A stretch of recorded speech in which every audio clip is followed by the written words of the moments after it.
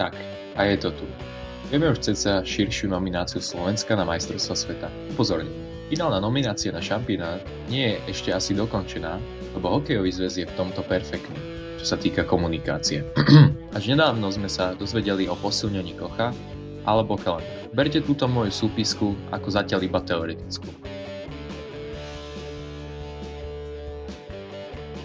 Na začiatku môžeme hneď vylúčiť Erika Černáka, ktorý má zranenie a potrebuje si dať dokopy rameno. Martin Fehervári. Jeho tím Washington Capitals vypadol v prvom kole play-off a je teda voľný pre reprezentáciu. Pre mňa to bolo vždy proste veľká česť reprezentovať Slovensko. Vždy, keď som bol zdravý a mal som príležitosť, tak som rád prišiel. O Tomášovi sa vie už dlhšiu dobu. Seattle Kraken nepostúpil do play-off, tak Tatar mohol hneď ísť reprezentovať Slovensko. Naposledy reprezentoval Slovensko na majstrovstvách sveta vo Fínsku v roku 2022. S najväčšou pravdepodobnosťou bude náš kapitán, keďže aj v príprave, konkrétne v zápase proti Poľsku, nastúpil s kapitánskym C-čkom. Juraj Slavkovský. Montreal Canadiens opäť ako minulé roky nepostúpil do play-off. Juraj tak dostal zelenú od vedenia a opäť ako u Tatara ho uvidíme po 2 rokoch v repre. Naposledy sa tiež predstavil v národnom drese na šampionáte vo Fínsku. Šimon Nemec a jeho New Jersey Devils nepostúpil do play-off, tak náš super obranca prišiel zo zostavy. Včera už hral proti Poľsku. Martin Pospíšil. Tvrdý útočník, ktorý sa nebojí dávať hity súperom. Ak nebude často vylúčovaný na trestnej lavici, mohol by nám pomôcť v streľbe. Pavol Regenda. Pali mal super sezónu v AHL a odohral niekoľko štartov aj v NHL. Pali je neskutočne dobrý playmaker. Výborne otvára hru, dáva dôležité góly, vytvára akcie. Takýchto hráčov určite potrebujeme do týmu. Patrik je tvrdší obranca, ako sme si mohli všimnúť na minuloročných majstrovstvách sveta v zápase proti Česku.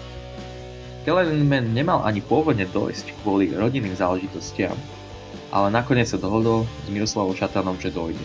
Sme sa s pánom Šatanom najprv dohodli, že to necháme kvázi otvorené a že nechcem nič sľubovať, ale našťastie musím povedať fakt, mám úžasnú manželku a zdravé dieťa, takže sme sa doma zhodli, že zúčastním sa majstrovstiev sveta. Dvojica Cehlárik a Hrivík. Peter Cehlárik a Marek Hrivík sú nerozlučná dvojica. Spolu to ide dobre. Určite budú dobrí pre tým a určite sú to platní hráči pre naše družstvo. Ešte by bolo dobre spomenúť brankárov. Samuel Hlava. Ten získal ponovom zmluvu z NHL, konkrétne to bol tým Minnesota Wild. Hradí Halakové miesto? Určite on, ďalší bránka, ktorého za chvíľu spomeniem, budú porou v našej bráne. Stanislav Škorvánik.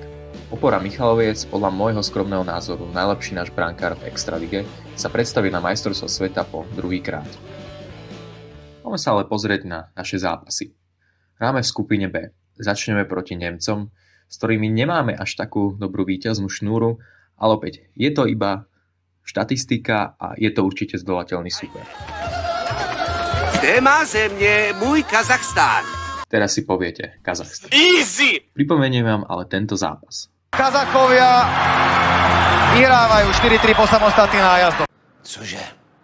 Takže treba sa poučiť z tohto zápasu a dať lekciu Kazachom. USA versus Slovensko. Asi najväčší favoriti na šampionáte. Čo meno, to pojem. Toto bude pre nás veľmi silná káva. Ja sem opäť ale pripomeniem pár zápasov, konkrétne z roku 2019, ktorý sme hrali proti USA, z hodou okolností aj u nás na Slovensku. Mali tiež hviezdy ako Patrick Kane, Goodrow a ďalší. A porazili sme ich. Ale musíme si pripomenúť, aká je zostava USA. Slovensko versus Poľsko. Tu nemám čo asi povedať. To má byť pre nás povinné víťazstvo. Teraz si ale rýpnem do bratov Čechov. Spomíme si na zápas Česko versus Rakúsko na majstrovstvá sveta 2022. Ten tiež nedopadol podľa predstav, ale boli tam samozrejme aj iné okolnosti. Treba sa tiež poučiť tentokrát z ich zápasu a netreba podceniť supera. Slovensko versus Francúzsko. Toto by mala byť tiež povinná jazda za 3 bodmi. Ale opäť, keď podceníme supera, tak môže nás prekvapiť a môže si zjať naše body. Slovensko versus Švédsko. Zápasy so Švédami celkom zvládame, ale je to opäť štatistika. Bude to veľmi náročný zápas, ale keby sa nám náhodou ten bod podaril, nebolo by to zlé.